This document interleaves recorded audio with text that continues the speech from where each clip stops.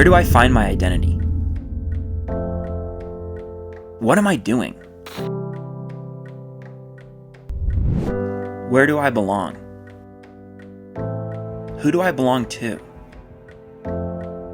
What is my purpose? And where am I going in life? More than ever before, we have direct access into the lives of others around the world. And with it has come increased isolation, an epidemic of separation and loneliness spreading like wildfire across humankind, leaving us desiring more in a culture that tells us we already have it all right in front of us. But do we? With the average American adult spending more than 11 hours watching, reading, listening to, or interacting with media per day, it's no surprise that the rate of loneliness reported in just the last 50 years has doubled.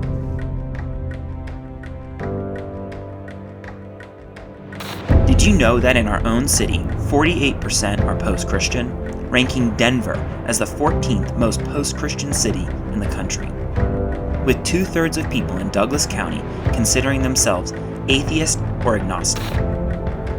While 75% of Coloradans say religion is at least somewhat important in their life, 72% are not engaged in a faith-based small group.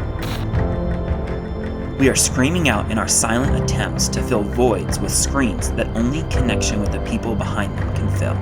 We need to look up. Let's reset the statistics together and build a relationship through community the way it was designed to be. Together, on the rock, Jesus. Just as the early church in the book of Acts, we want to praise God and find favor in connection with Him and with each other. We dream of a front range where everyone is connected with God, the church, and their purpose. So as we join God to connect the disconnected to a growing relationship with Him here in Lone Tree in South Denver, I just keep thinking to myself about why Jesus came. Luke tells us the Son of Man came to seek and to save those who are lost. That God's heart breaks for those who are disconnected from Him. For example, the story where a shepherd has 100 sheep but loses one. You know what he does? He leaves the 99 to go find that one. Why does he do that? Because every one matters to God, which means every one matters to us.